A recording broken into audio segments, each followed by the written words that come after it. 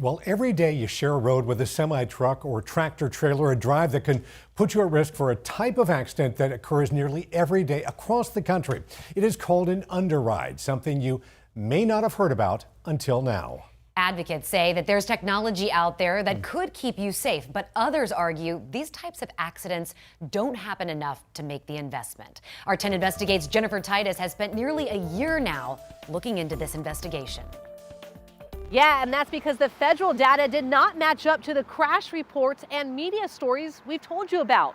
That led us to uncover a loophole that lawmakers say they now want to close. Here's part one of Risky Rigs.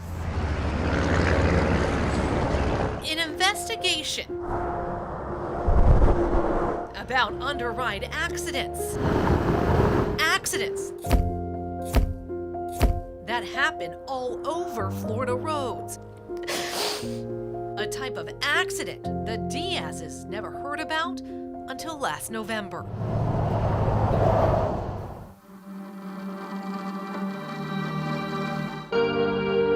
When I pulled my car to the side, the officer told me that I had to leave. I actually extended my phone and said, no, my son is here. And the first thing that I heard him say was, we have the mom. That's when he told me, I'm sorry, but your son didn't make it. According to this crash report, the morning of November 21st, 2023, a semi-truck attempted to make a U-turn and blocked the path of 28-year-old Raymond Diaz's car, sending it underneath the tractor trailer. Like every mother says that their children are beautiful, but I felt that Raymond was special. I would be here all day for the rest of my life explaining to you guys how amazing my brother was. Raymond Diaz died in an underride crash.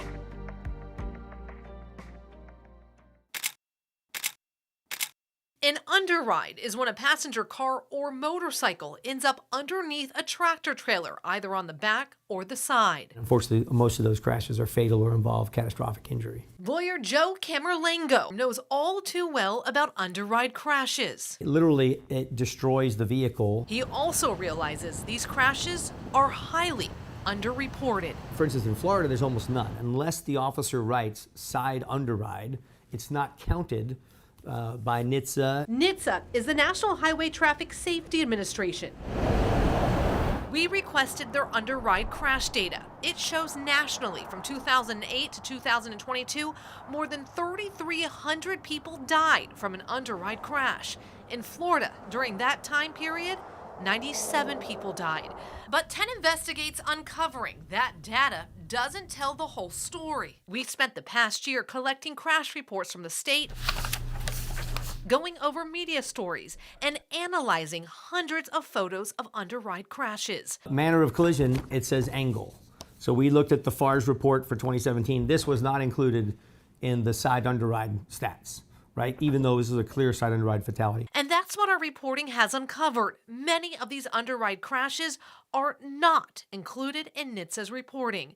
NHTSA denied our request for an interview, but in a statement told us a crash won't be marked as an underride unless a crash report has one noted or a police officer wrote in the description the word underride, or photos included in a police report show an underride, which NHTSA admits that typically doesn't happen. So this one said underneath. So no underride, and add that one. We put together a database of crashes in Florida where an underride occurred, but it's never mentioned on the crash report.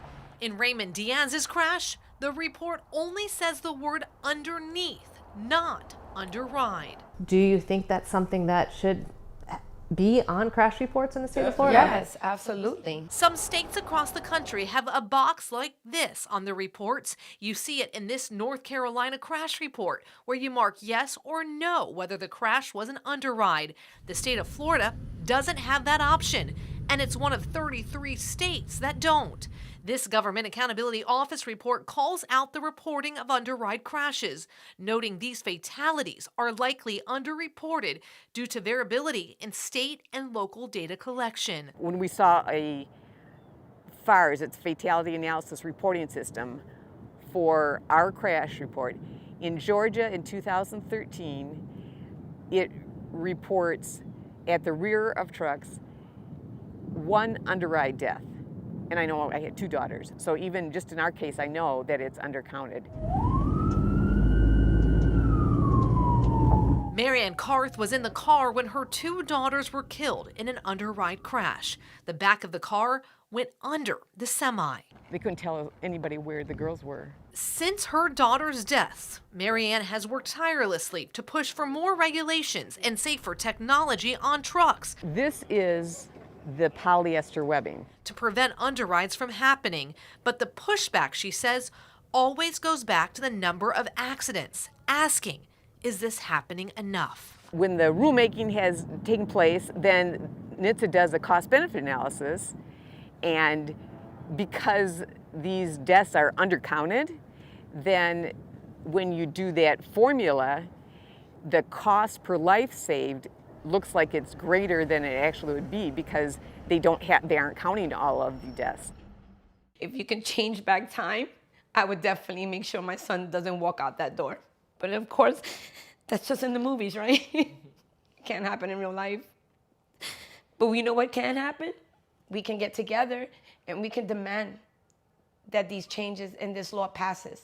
This is a law that needs to pass. And change could be coming because of our investigation. It has lawmakers' attention. One lawmaker even telling me he sees nothing wrong with adding a box to a state crash report. As we wait to see what happens at the state level, we travel to Raleigh, North Carolina tomorrow night to see firsthand the technology engineers say could save a life when it comes to underride crashes. Did it work? That's part 2 of Risky Rigs. For now, in downtown Tampa tonight, Jennifer Titus, 10 Investigates.